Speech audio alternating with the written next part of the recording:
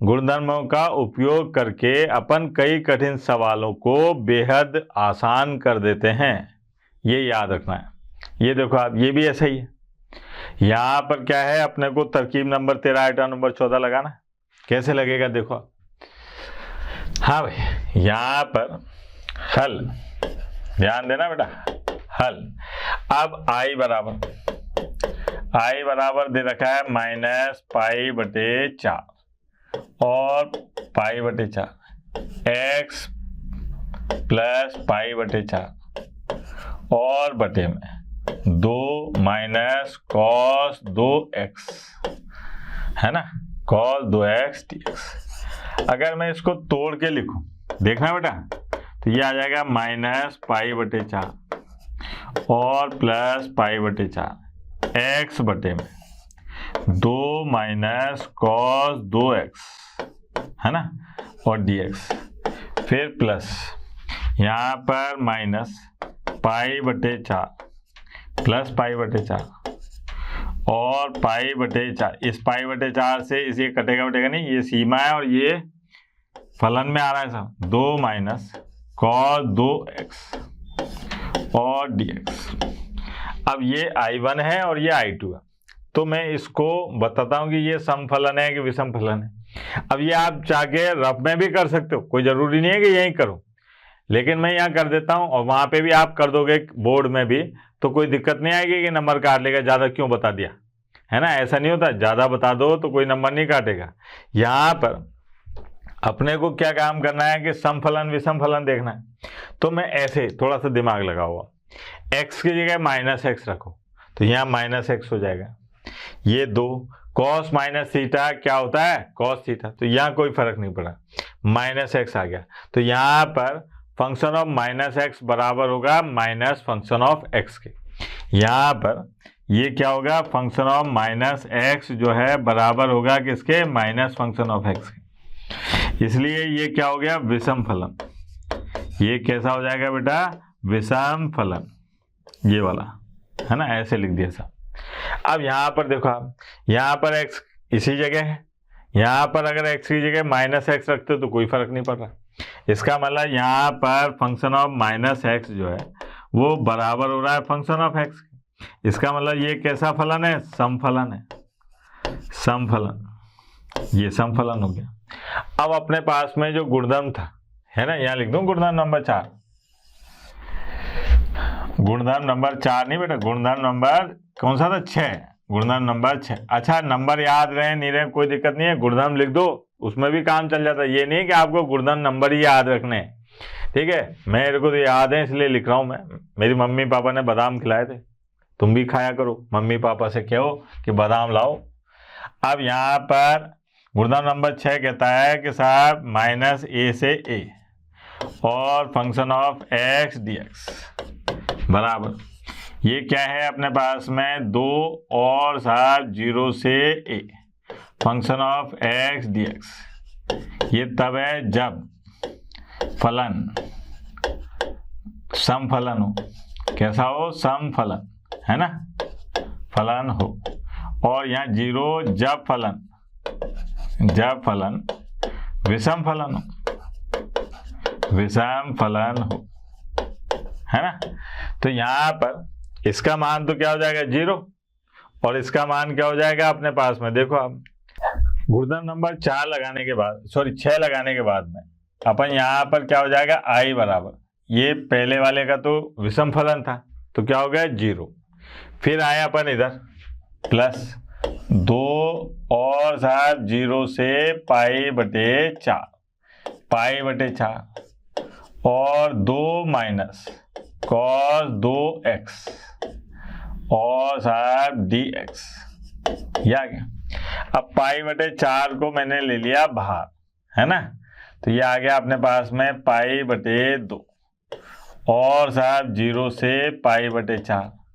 अच्छा, यहाँ पर 1/2 माइनस, इसको अपन ने सरल करा, है ना, cos 2x का फॉर्मूला लगाते हैं, तो क्या आएगा साहब, cos 2x का फॉर्मूला 1 - 2 sin की घात 2x और dx, कोई दिक्कत। अब I बराबर ये आ गया पाई बटे 2 और ये है 0 से पाई बटे 4, 1 बटे में 2 में से 1 गया तो 1, ये आ गया प्लस 2 और साइन की घात 2x dx, ये हो गया सर। अब इसका समाकलन कैसे करेंगे, इसका समाकलन कैसे करेंगे वो देखो आप, बड़ा मजेदार है सर, मजा आएगा आपको, परम आनंद की प्राप्ति होगी। यहां पर अंश व हर में, अंश व हर में cos की घात 2x का भाग देने पर, देखना जरा, अंश व हर में cos की घात 2x का भाग देने पर, अब भाग दिया तो क्या प्राप्त होगा, देखो आप, पाई बटा 2, ये आ गया 0 से पाई बटे 4, ध्यान देना, 1 बटा cos की घात 2x क्या आ जाएगा, sec, ये ठीक है, 1 बटा cos की घात sec और 2 tan की घात, है ना, ये बन गया। अब इस sec की घात 2 को tan में बदल दो तो क्या बनेगा, देखना जरा, i बराबर पाई बटा 2 और साथ 0 से पाई बटा 4, ये sec की घात 2 x और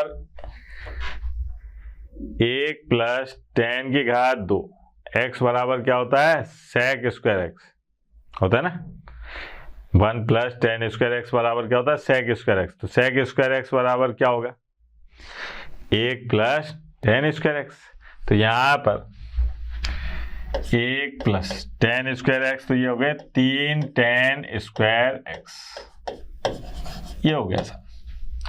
अब यहाँ पर मैंने माना, क्या माना, कि माना tan x बराबर t, x के सापेक्ष अवकलन करने पर क्या हो जाएगा बेटा, x के सापेक्ष अवकलन करने पर sec स्क्वायर x और dt बटे dx, यहाँ आ गया sec स्क्वायर x और dx बराबर dt, ये हो गया। अब जब अपन ने यहाँ पर x को t में बदला है तो सीमाएं भी बदलेंगी, तो यहाँ पर उच्च सीमा क्या है बेटा, उच्च सीमा है x बराबर पाई बटे 4, तो यहाँ पर t tan पाई बटे 4 कितना होता है, 1। निम्न सीमा क्या है बेटा, 0, है ना, निम्न सीमा क्या है, x बराबर 0, तो t बराबर क्या हो गई, tan 0 और ये आ गया 0, है ना। अब प्रतिस्थापन करने पर ये आ गया i बराबर पाई बटा 2, है ना, और देखो आप 0 से 1, अब ये आ गया dt और बटे में 1 प्लस 3t स्क्वायर। अब चाहो अपन तो पाई बटा 2 और साथ 3 भी कॉमन ले लो, तो ये आ गया 0 से 1 और dt बटे 1 बटा अंडर रूट 3 और प्लस t स्क्वायर। इसका समाकलन बच्चा जानता है, क्या होगा बेटा, ये होगा 1/a यानी कि अंडर रूट 3 tan इनवर्स और साहब ये आएगा रूट 3 t और 0 से 1। अब अपने को सीमाएं हटानी है तो इसको तो इधर ले आओ, तो ये आ गया i बराबर रूट 3 पाई बटा 6, ठीक है, रूट 3 पाई बटा 6 और tan इनवर्स जब 1 रखेंगे तो क्या आएगा रूट 3 और जब 0 रखेंगे तो क्या आएगा 0, है ना। रूट 3 tan में किसका मान होता है बेटा, याद है क्या, रूट 3 tan में मान होता है 60 डिग्री का, पाई बटा 3 और 0 किसका मान होता है? 0 का। सरल कर लो इसको, तो ये आ गया i बराबर पाई की घात 2 और 6√3, है ना, 6√3। ये आंसर है। और सरल करना चाहो तो कर लो आराम से। ये है आंसर। कितना मजेदार प्रश्न है। ऐसे भारी भारी सवाल करते हैं तो लगता है साइंस में, इसलिए नहीं। कितने बढ़िया सवाल था। आगे देखिए आप, ये देखो आप, यहाँ पर ये दे रखा है 0 से 1 log 1/x माइनस 1 का मान निकालना है अपने को। देखें साहब, हल i बराबर ये दे रखा है 0 से 1 और log 1/x माइनस 1 dx। अब क्या काम करा मैंने यहाँ पर कि गुणनखंड नंबर 4 लगाया था। अब क्यों लगाया ये बताओ आप। गुणनखंड नंबर 4 इसलिए लगाया कि भैया सीमा जो है 0 से स्टार्ट हो रही है।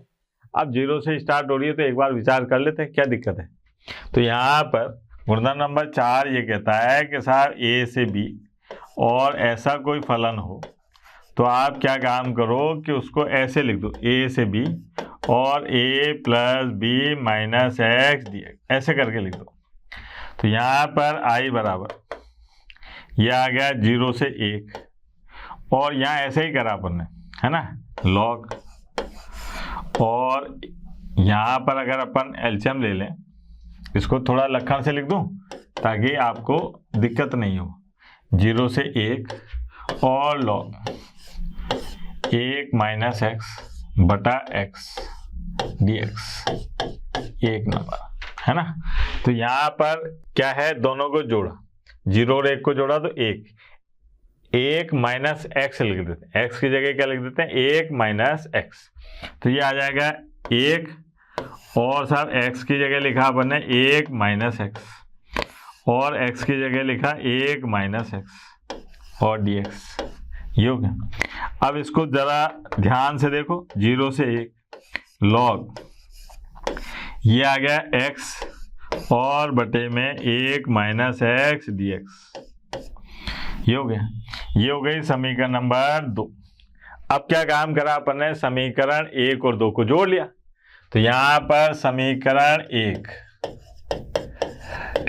प्लस समीकरण 2 से, समीकरण 1 और समीकरण 2 से क्या हो जाएगा? समीकरण 1 और समीकरण 2 से i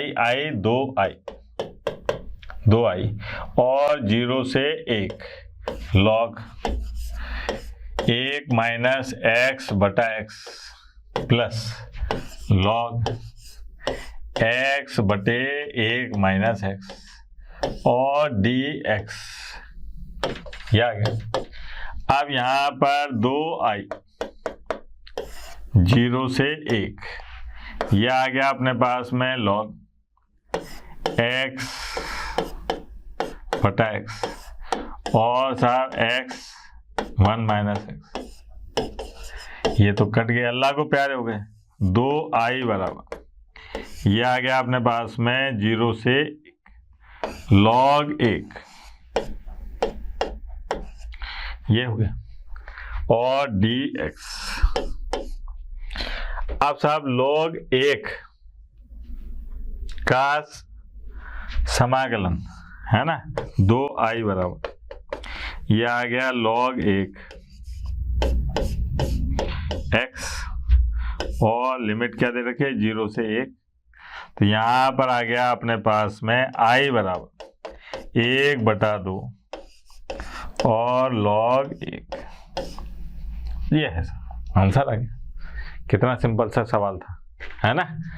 मतलब देख के डर लगे, लेकिन क्या है, थोड़ा सा तिकड़म लगाओ, गुणनखंड का उपयोग करो तो पता लगा बहुत आसान है सर। ये देखिए, ये प्रश्नावली का सबसे मजेदार और कठिन प्रश्न माना जाता है। अगर बच्चा प्रश्नावली सरल करता है, सॉल्व करने की कोशिश करता है, तो इस प्रश्न का डाउट जरूर पूछता है। तो ध्यान से देखिएगा, अगर ये प्रश्न बोर्ड परीक्षा में आता है तो प्रश्न पत्र कठिन माना जाता है। देखते हैं आपके लिए तो क्या कठिन। यहां पर हल i बराबर यह है 0 से पाई बटे 2 और लॉग साइन x dx। एक नंबर गुणन नंबर 4 लगाते हैं साहब सबसे पहले। क्यों क्यों क्यों क्यों क्यों? क्योंकि भैया 0 दिखाई दे रहा है। क्या कहता है गुणन नंबर 4 कि a से b अगर ऐसा फलन हो तो आप क्या काम करो, इसको ऐसे बदल दो जी, ऐसे a plus B minus X D X. ये आ गया। अब साहब i बराबर ये आ गया अपने पास में 0 से पाई बटा 2 और लॉग ये आ गया साइन पाई बटे 2 माइनस एक्स डी एक्स। अब ये क्या हो जाएगा भैया, i बराबर 0 से पाई बटे 2 और लॉग कॉस एक्स dx। ये हो गई समीकरण नंबर 2। अब समीकरण 1 प्लस समीकरण 2 से क्या हो जाएगा, i 2i है ना, 2i नहीं 2i लॉग साइन एक्स और plus log cos x dx। ये आ गया। अब क्या काम करते हैं, i बराबर ये आ जाएगा अपने पास में i नहीं 2i बराबर 0 से पाई बटा 2 और log sine x cos x और dx। और रे यहाँ अगर 2 होता तो सूत्र बन जाता किसका, साइन 2a का। तो लगा लेते साहब, अपना कौन सा गणित है, अपने काका जी का राज चल रहा है यहाँ। तो अपन ने क्या काम करा, 2 का गुणा कर दिया और 2 का भाग लगा दिया। ये बड़ा मजेदार काम होता है गणित में, गुणा कर दो भाग लगा दो, है ना। ये हो गया साहब। अब साहब 2i बराबर तो क्या हो जाएगा, ये 0 से पाई बटा 2 और लॉग साइन 2x है ना माइनस लॉग 2, ये बटे में उधर चल जाएगा ना, तो ये आ गया dx। ये हो गया। अब यहां पर अपन क्या काम करें, 2i बराबर ये अलग अलग कर लेते हैं ना, 0 से पाई बटा 2 लॉग साइन 2x और dx माइनस 0 से पाई बटा 2 और लॉग 2 dx। अब क्या काम करें कि यहां पर मान लें, माना 2x बराबर t, 2x बराबर t। तो यहां से x के सापेक्ष अवकलन करने पर ये आ जाएगा साहब 2 और dt बटे dx बराबर dt बटे 2। ये हो गया, है ना। अब उच्च सीमा क्या हो जाएगा, उच्च सीमा में x बराबर पाई बटा 2, यही है उच्च सीमा। तो जब मैं t बराबर 2x की जगह पाई बटा 2 रखूंगा तो अब उच्च सीमा क्या हो जाएगी, पाई। निम्न सीमा की बात करी मैंने, निम्न सीमा क्या है, x बराबर 0। तो अब निम्न सीमा क्या हो जाएगी बेटा, 0। ये आ गई। अब उच्च सीमा हो गई पाई और निम्न सीमा हो गई 0। तो प्रतिस्थापन करने पर क्या हो जाएगा, देखो आप, प्रतिस्थापन